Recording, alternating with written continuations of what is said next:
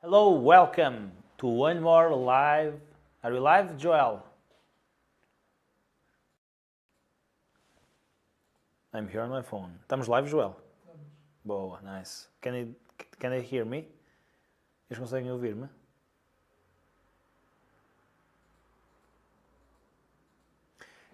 Hello and welcome to one more live stream of the behind the scenes of the recording our videos to the series of episodes of the show Ideas to the World. Enjoy your trip. We are live today and we have some videos, ideas to cover and share to you right from the beginning, your intellectual from Portugal.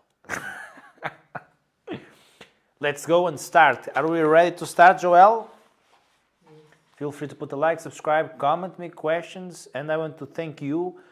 The comment that I had on the video about Andrew Tate on how to escape the Matrix without becoming Andrew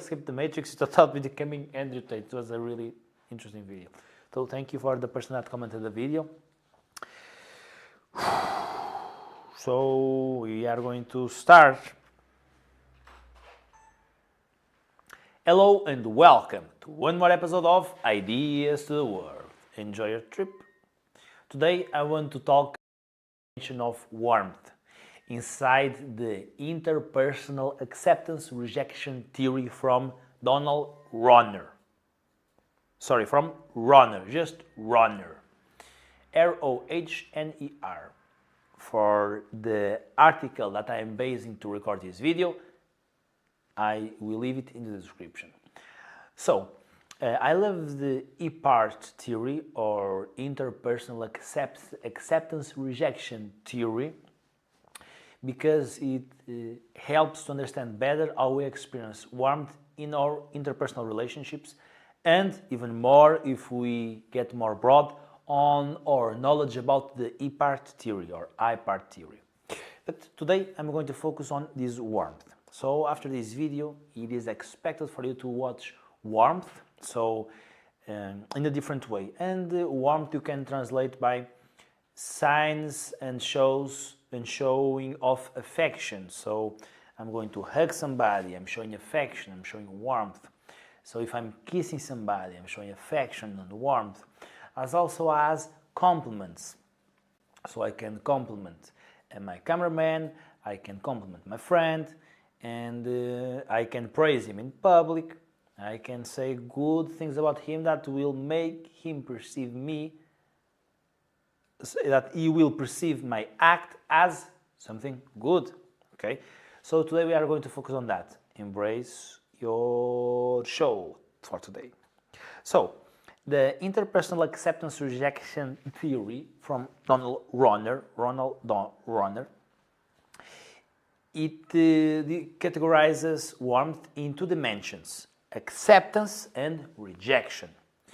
And the fundamental part about these two, it is how the person perceives the acts of the other. So who receives the acts of others, or the person that it is having the central attention compared to what the other person does to him. This theory started from childhood studying, and now it applies to every single area of interpersonal relationship that you can imagine, like friends, parents, couples, colleagues, co-workers. There is no area in the workplace that this theory does not apply to it in some way or another. So get ready to expand your sense of consciousness and awareness. You can look at warmth as temperature.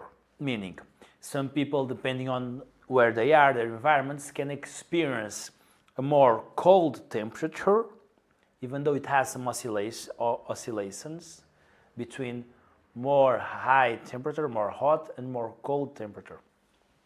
And also, other people can live in places and environments where the temperature it is higher, even though, of course, there are oscillations. And everybody can definitely go to places where it is cold as hell, as more hot as well, in one sense or another. Let your imagination flow, like Einstein. please.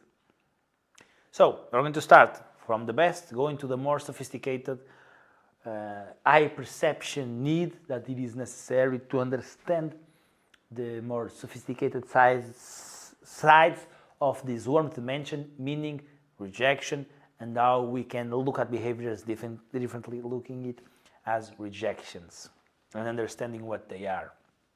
Not necessarily in the mean part, but in the way of understanding and gaining awareness, consciousness. So we can change our patterns, and people can definitely become the partners of their fathers or of their environments without recognizing their own patterns. So with this, you are more prone and able to recognize patterns and change if you feel you are aligned to. Okay, so acceptance. So in acceptance, we have this broader category of warmth and affection. Okay, so the warmth, it is what the child experiences. So I'm going to, inside each one, be specific about this broader term, and it will be the first one, warmth, in this case, about how the child perceives the behavior. And the second, how the adult or the other person, colleague, for example, friend, couple, or whatever, behaves towards the person. That is central to the point. Okay, because the same behavior can be framed in different categorizations depending not on the objective behavior, but on the perception of the child from that behavior, which are complete different things, and we are going to get a more in-depth understanding about that along this video. So stick it with it and put a like if you are enthusiastic about this stuff.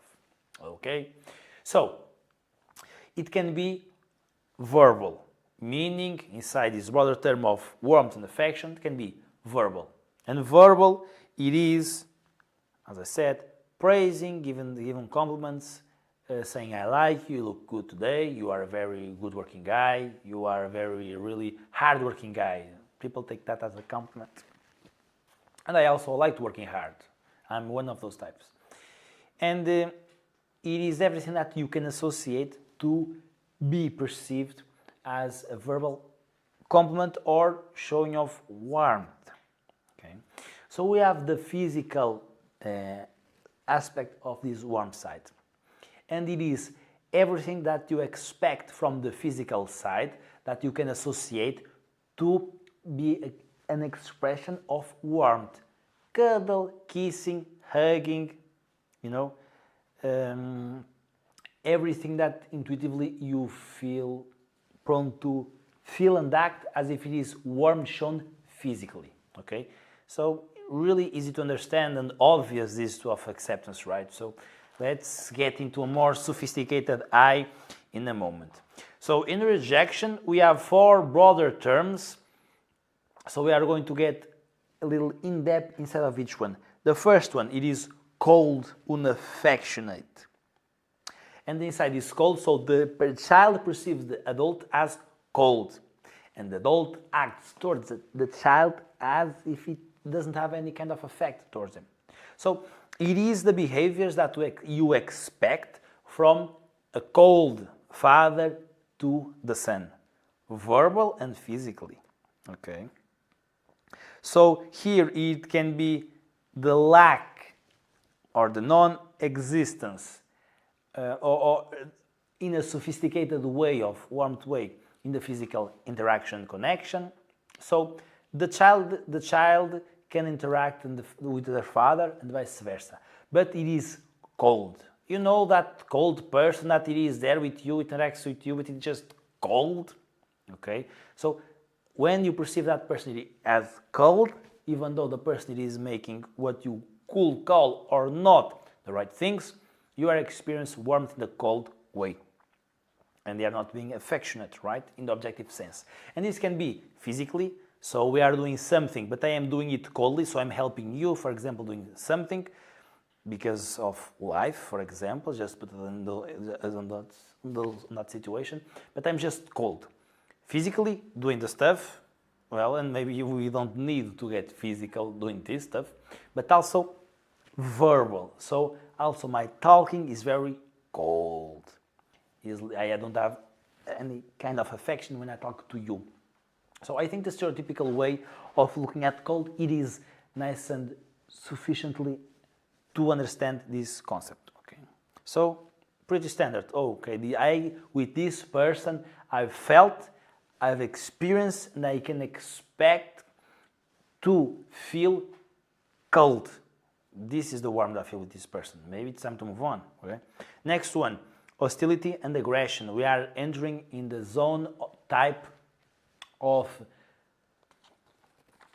what is most considered abusive behavior, even though the before can be considered by some people towards the children. Okay. So verbal and physical again. So verbal, insulting. This one is interesting. Sarcasm, punching, on the physical side, of course. But I want to dig a little bit on sarcasm, because sarcasm, it's interesting, because in the paper, Ronald Ronner presents the cold, as I said previously, in this one, hostility, as how the child perceives the parent, or the inner mental state of the parent. It can be these two. Put in the child, because the child dictates also at the end a good part of it. It also determines a good part. It also determines it. And sarcasm is interesting because the child or the more grown-up adult can have sarcasm towards his brother,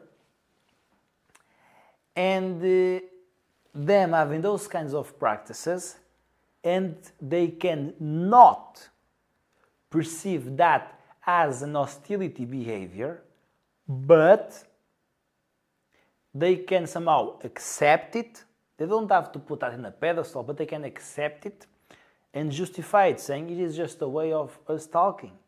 But that is the perception of the individual, because unconsciously the individual can in fact be hurted by that in some way. Hurting the self-esteem, hurting his proneness to go and be out there exposing himself to the world, to doing things.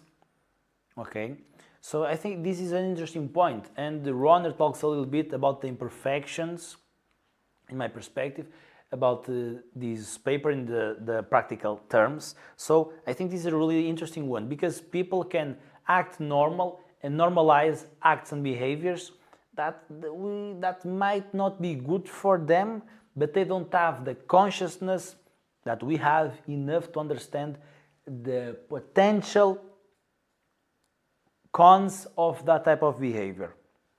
And after we get some sufficient knowledge, we can even detect that by the non-verbal, by the tone and variation in the tone of voice. With all these types of cues and signs, we can not objectively necessarily say that that's what's happening, because at the end of the day it is nice, and we should only be comprehensive about the individual and giving him responsibility, and as we should be humble to give him the last responsibility of what happens to him, because I think that's a humble act from us, and it's also good for the individual because he's truly the fact the one that knows what's best for him. And so I think that's worth diving into a little bit. The part of the sarcasm, for example, or even the insults, right? Because those can definitely have some limits. The individual can definitely be prejudicated because of that, or suffer some damage because of that, and he doesn't even not knowing it, which is sad. But yeah, I hope I give you some insight with that. So let's get into the more sophisticated side. Indifference, negligence. So the child perceives his father as his behaviors as indifferent towards him, and that's the inner state of the mother or father, and the father objectively acts as negligent. Okay, so this is physically and psychologically. This is the person that it is not present to the child. So, contrasting to the cold, the person is not even present, doesn't give any type of attention. So in the cold, the person can give attention, the person can work towards the person, with the person, and giving some attention and still be cold, right? Because a person can give you attention but being cold.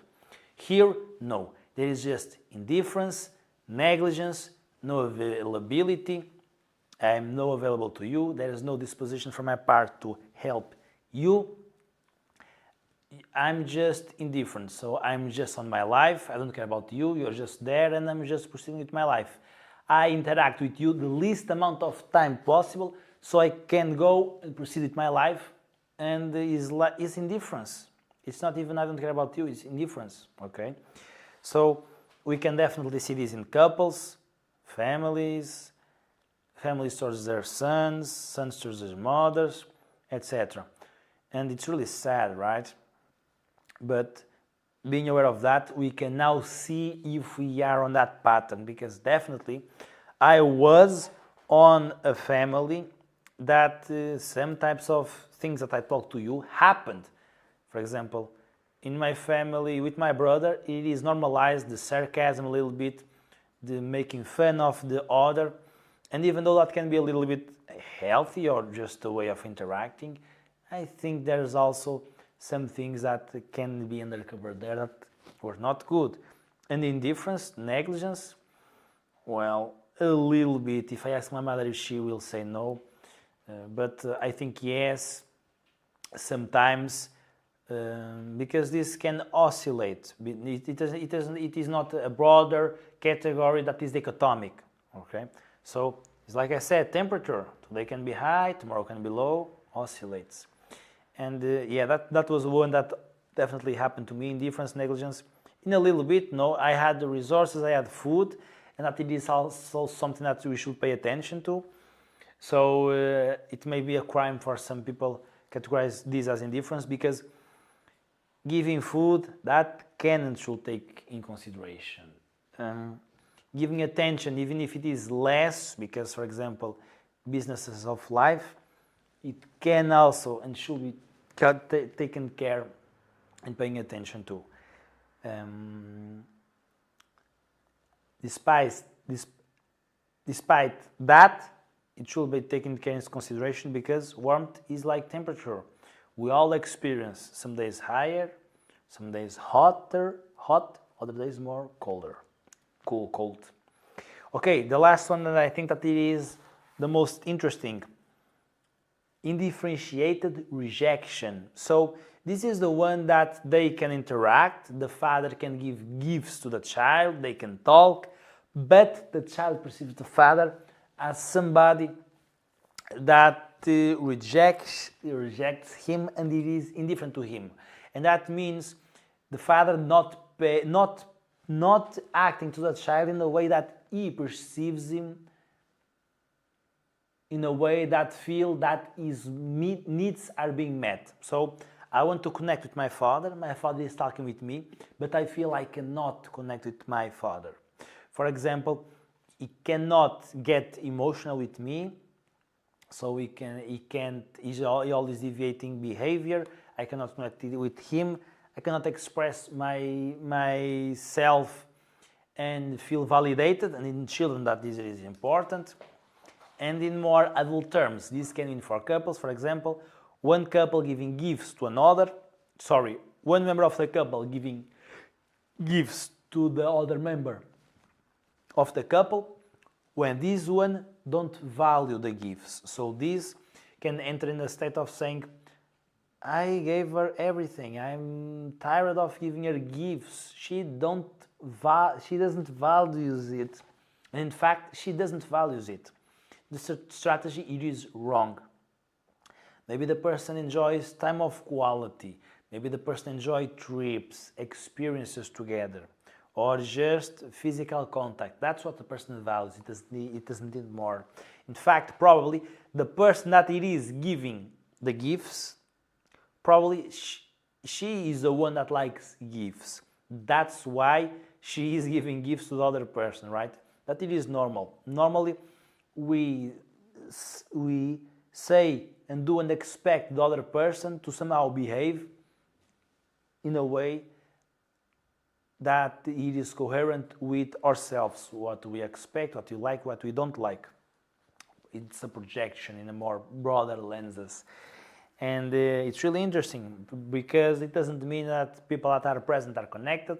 It doesn't mean that because the person is in the effort that it will be valued,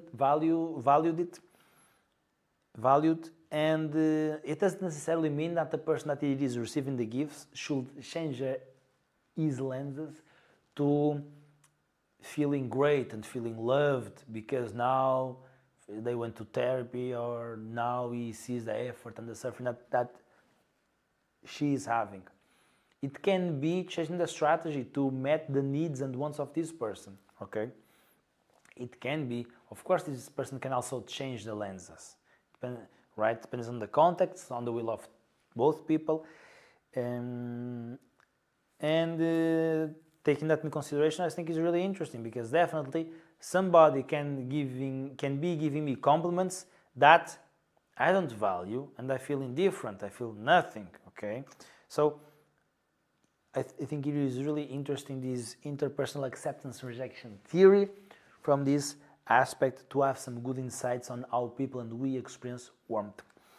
To finish the video, I also want to share that the experience of warmth and acceptance can be also towards and by symbolism. Meaning, for example, in Bengali, a mother peeling an orange and these seeds, giving it to the child, it is sufficient for the child to perceive it as an act of love and become happy. And his eyes, lit, widen up, to eat the orange and receive it. It's not just the orange in itself, but it symbolizes something more in their culture.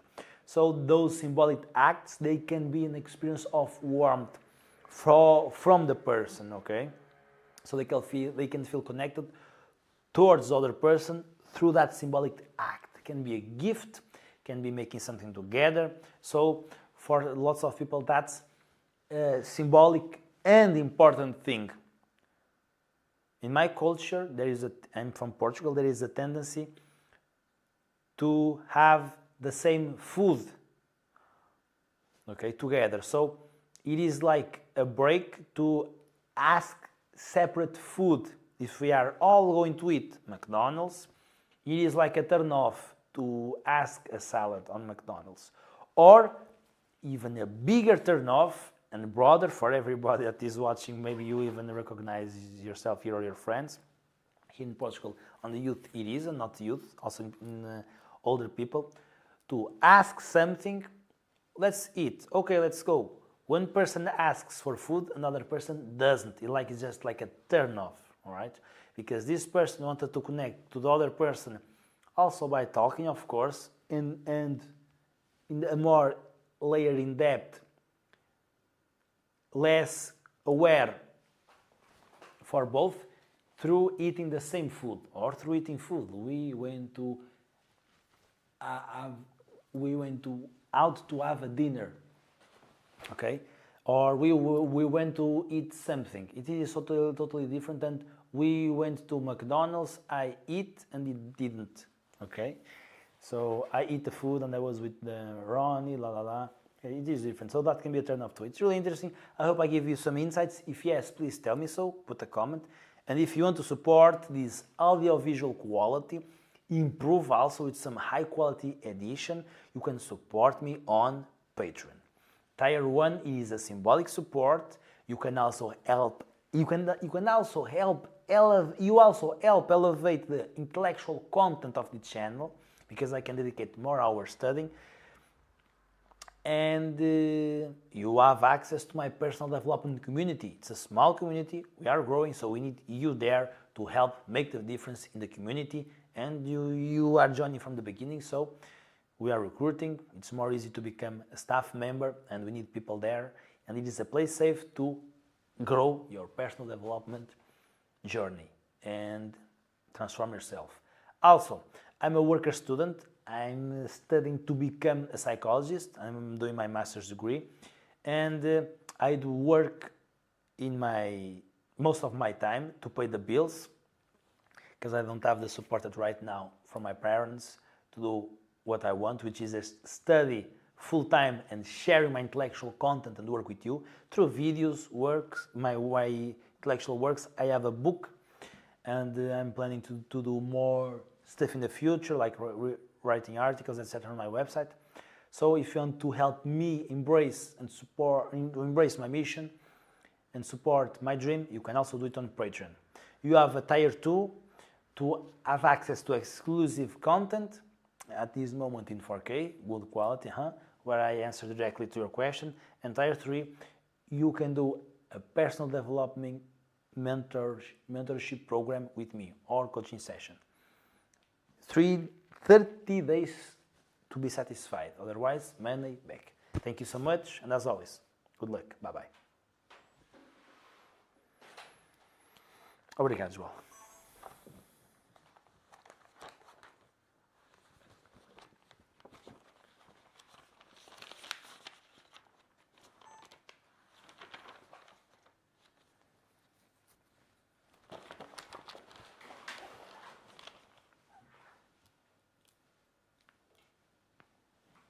Hello and welcome to one more episode of Ideas to the World. Enjoy your trip.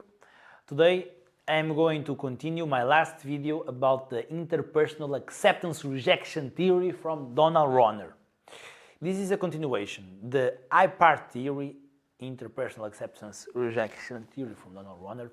It is extensive, a little bit long, and has multiple parts.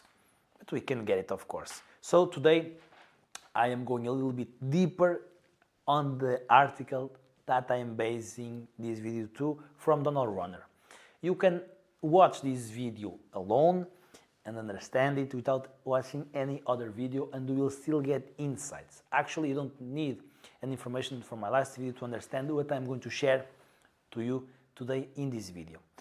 So, the child, depending on his experiences, warmth, behaviors, acts from their parents, the child, can have different types of maturation, okay?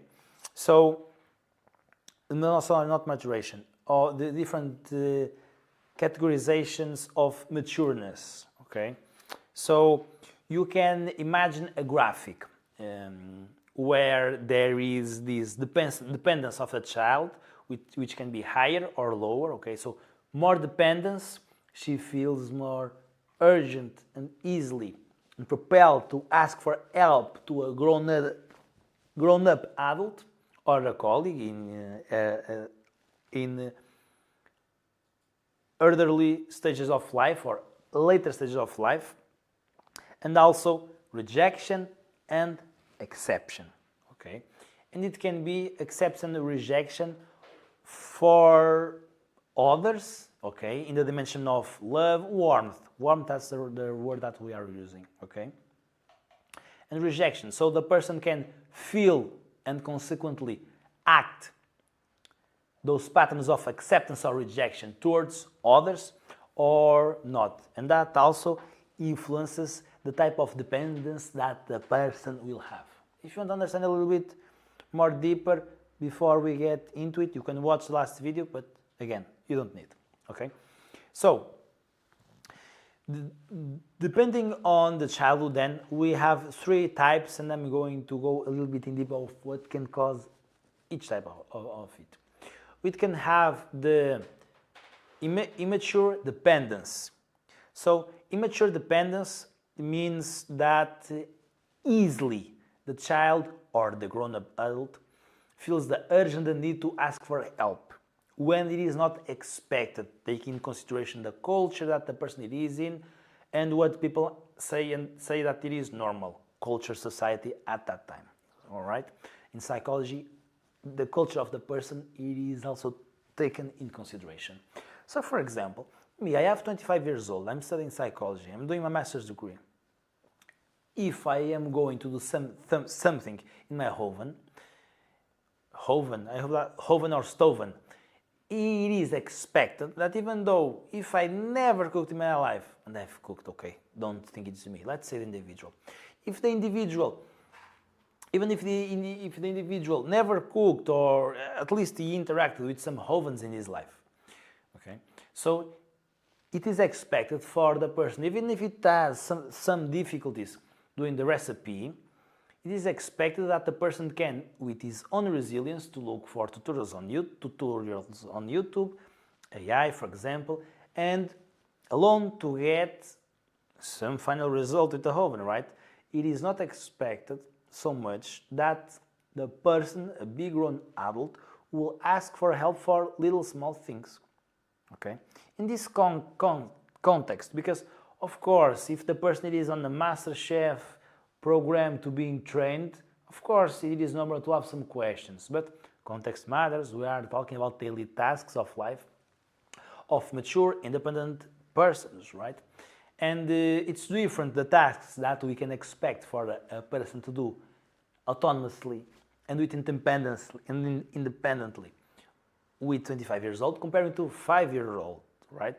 But it is also expected from 5 years old that they can do some things that a 1-year-old cannot do, for example, okay? So everybody can oscillate between the tasks that are expected that they can handle and the tasks that it is not expected that they can handle, okay? So depending on that central point of what it is expected or not, we can then develop this immature dependence. So meaning difficulty that the person feels, that I feel, I immediately go up to a grown adult to fix my issue. I immediately go to a colleague to fix my issue, immediately, immaturely, okay? This is also a little bit qualitative. It's still nice to know, because this immature dependency, it can be because of the person not being experiencing in the early stages of life, and I'm going also to talk in a different aspect of this, felt love, or if it felt love from the parents to him, love, warmth,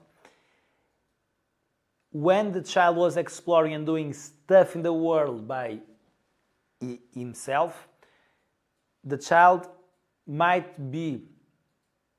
have been punished for the behaviors of exploration and doing things autonomously. So it could have a super protective mother, it gave him warmth, everything's cool. But when the child goes to go to the world doing something by himself, it is punished by the mother, saying, don't go out, or it's dangerous, for things that are not dangerous, overprotecting the child. Okay, so now if things that the child expects to be capable of doing, the mother that has a tremendous influence over the child is saying, no, you can't, no, dangerous, it is more normal for this person in the adulthood to have and to still have that immature dependence, because it was experience, right? I cannot do the things I think I can because the world told me that I didn't, and I bring that with me now. And in the later stages of life, adulthood for example, it is more harder, and the person can really think that it cannot do some things because it is harder, right? If the person thought now it could, he would ask other person to do it for him or her. So the person now feels that needs to ask. And if you want to cure this, what's the answer? Well, even though it is stressful, even though it is hard, still go out and look for the answers to do what it is necessary to be done in a way that you become less dependent on others. So, oh my God, I don't know how to do this, even though it feels fucking painful, freaking painful to look at the instructions manual. You are going to read it, okay? Even if it takes a day, 2, 3 days, you go slowly and with time, because the brain has tendency to generalize. In fact, this is why in adulthood you still do this. You will generalize after showing yourself that you can, even if it took longer, that you can also take the same abilities that you learned, plus the self-confidence, to learn and do other types of things. So now it is more easy and more faster to learn and do things by yourself and being less dependent on others. So normal dependence, it can oscillate. For some people they can have more or less, and it is the person that can do stuff that it is expected to be done and ask for help when it is time to ask for help. And before I advance to that, the immature dependence can also be because of super protective mothers, also of course abusive childhood growing up, that's also one, and the child not received any warmth or reward for when it has done things for herself. So that's another one, and there's different and multiple combinations of behavior in infants that can lead to this. Okay, normal dependency. This is what is normal, right? So the child is experiencing difficulties, but the child has some resilience and persists.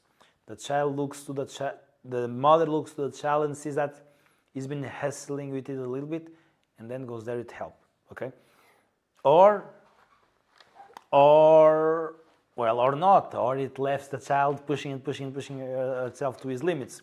I'm not to enter there on those details, even though I agree with Jordan Peterson when he says that childs could be and must be on their own as much as they can. They should be alone as much as they can. That's perfectly true, right?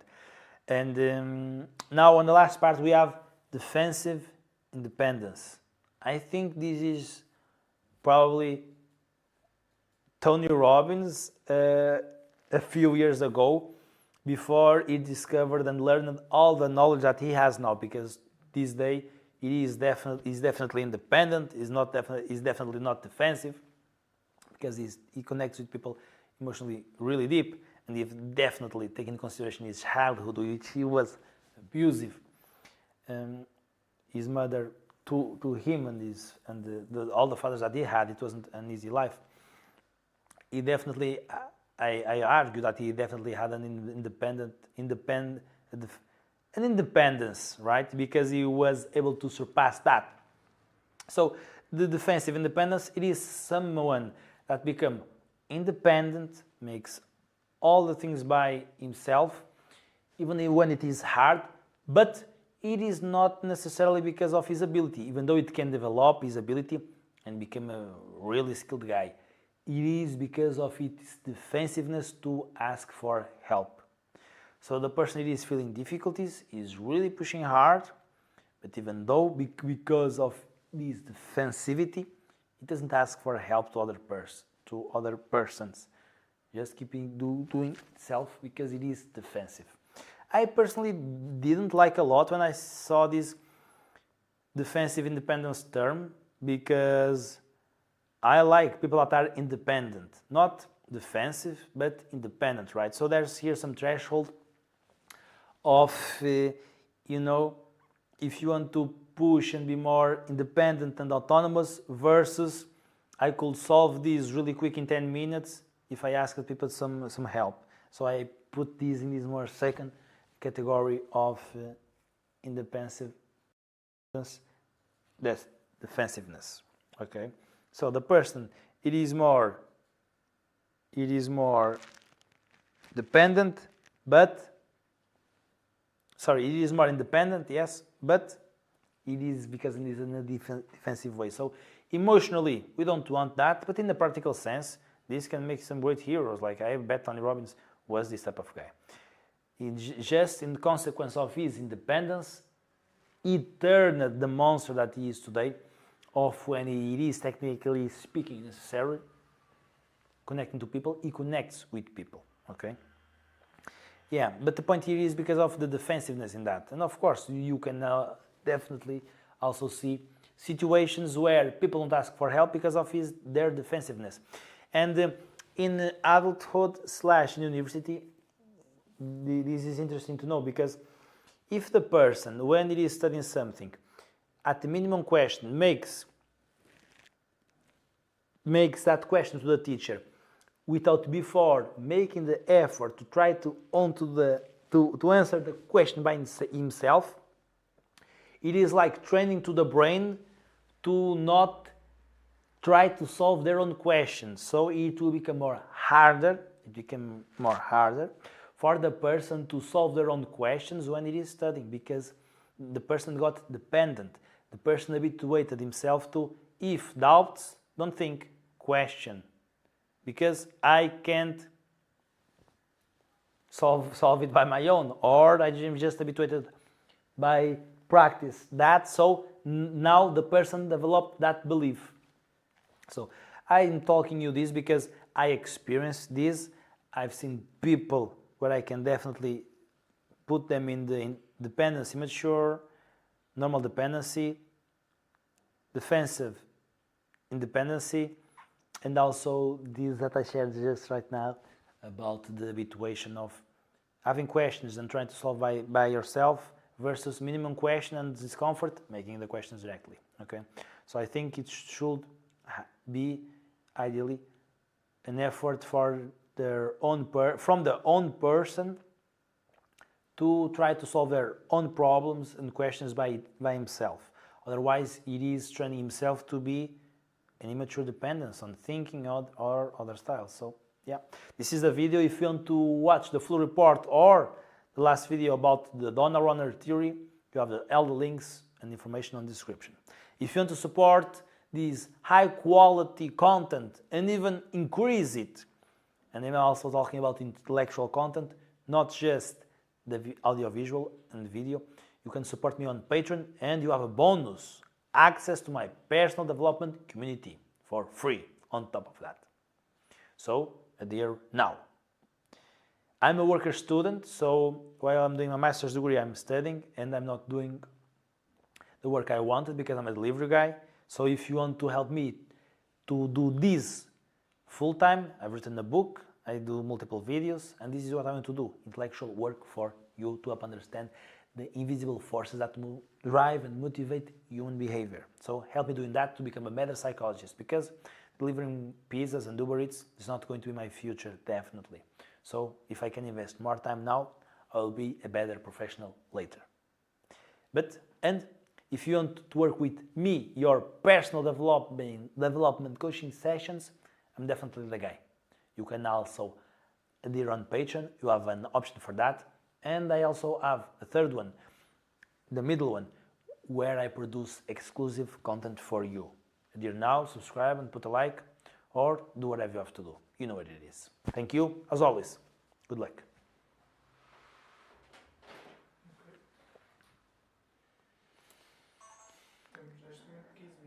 Okay. Any comment that is worth reading, Joel? Okay. Any viewers? Oh, fuck me. What? Didn't understood. Ah. Oh, you shouldn't say that. Oh, 0 views. Okay, let's go. One more video to finish the night.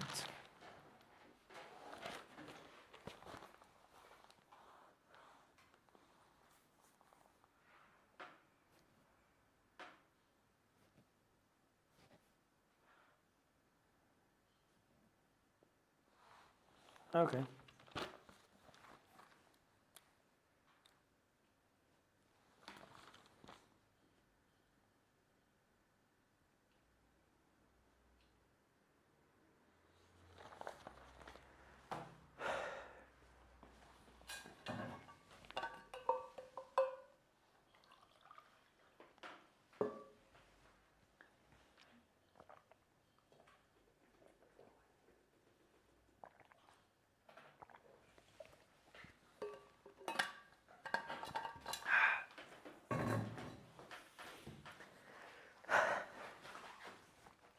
Hello and welcome to one more episode of Ideas to the World. Enjoy your trip.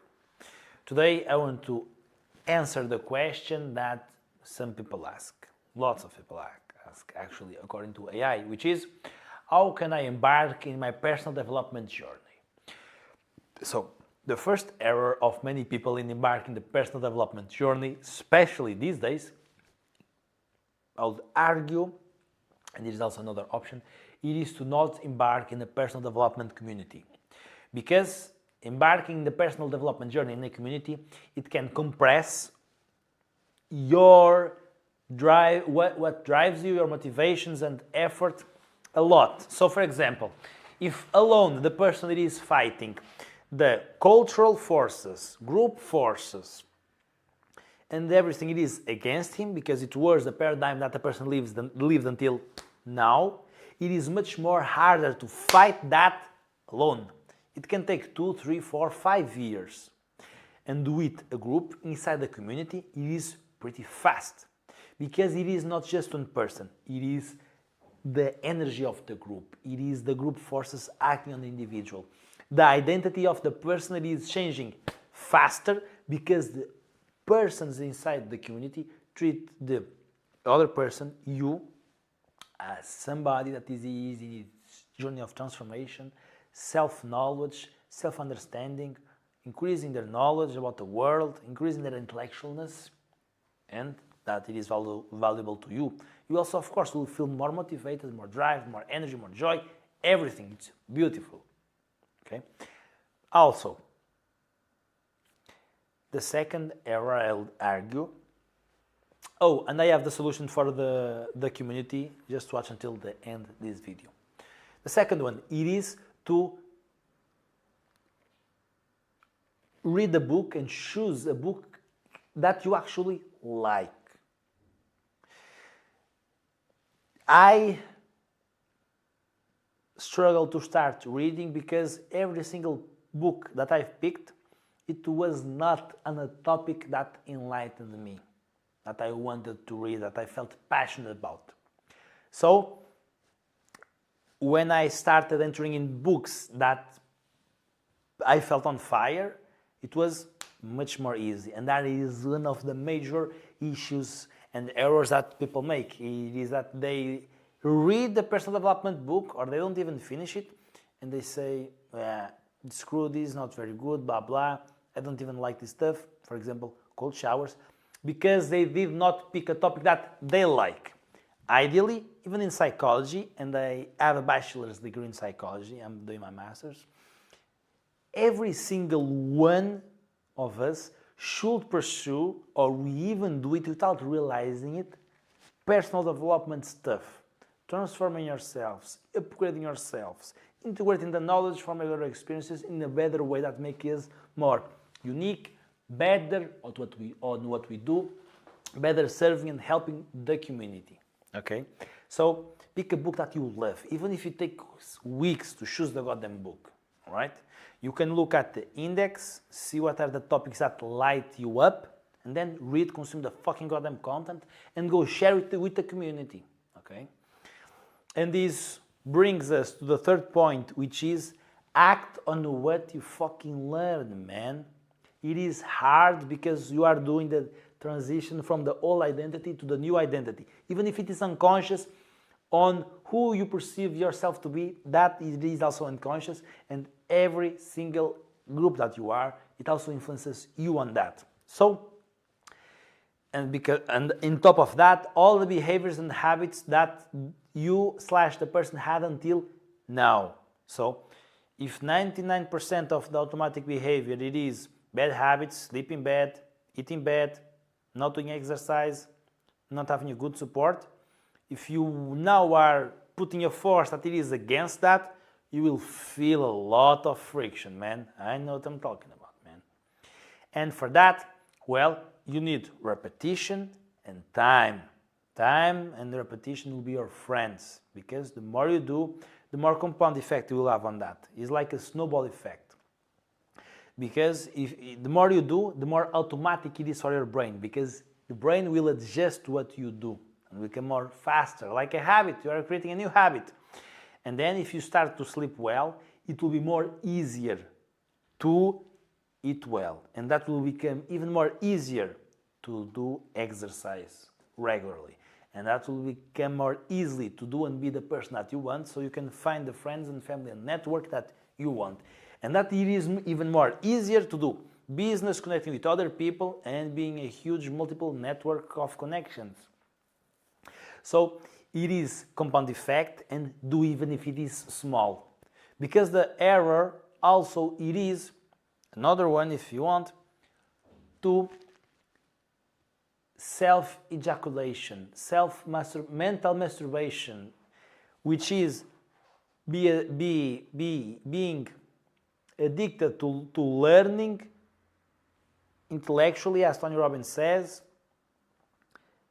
being addicted to feel the insights, to feel the epiphanies, to feel good about understanding concepts and key concepts, but not acting on them. So the person feels, understands, and it puts him in a cycle of masturbation, like I know, I understand, and I want to know more, I want to understand more.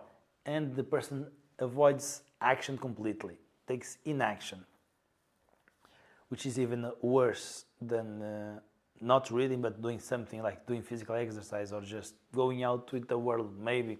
Okay, so because if you are doing something in the world, you are also acting within the world by your brain. Okay, if you are applying, if you're smart, what you've learned from your experiences and incorporating that in you, in yourself.